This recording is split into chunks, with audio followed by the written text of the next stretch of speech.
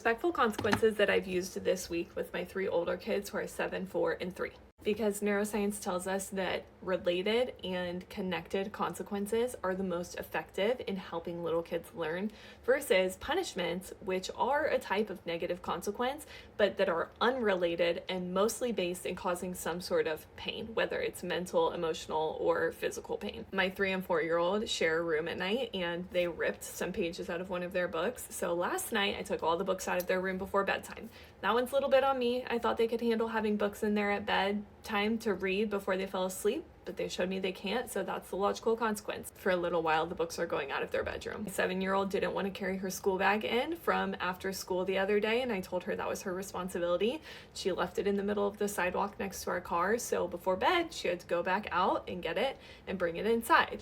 My 3-year-old kept swinging his sword around and hitting everybody, even if it was on accident, so the sword got put away. That one's pretty simple. My 4-year-old was having a really hard time with his siblings, causing a lot of arguments, causing a lot of fights, and so I had him come upstairs and be away from them. He kind of lost his privilege to play down there in the playroom.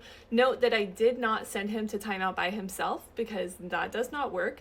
I had him come sit next to me and choose like some sort of regulating activity. I gave him the choice of reading, coloring, doing some vacuuming, like a few things near me that I knew would help calm down and regulate his body, but he lost the privilege of being downstairs by himself with the other siblings. Those are just a few examples, but the last thing I will note is consequences are important, yes, but they are like 10% of the puzzle when it comes to your little kids. So if I just gave my kids consequences for these behaviors and did nothing else, 1000% those behaviors would happen again because they did not learn anything to replace those behaviors with. So consequences help in the moment, keep everybody safe, respectful, kind, etc.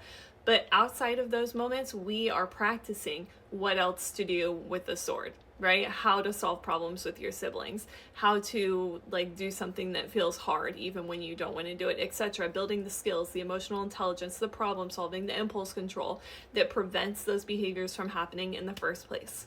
The consequences alone will not be enough without the 90%, which is focusing on true discipline, teaching your kids what they need to learn to make better decisions.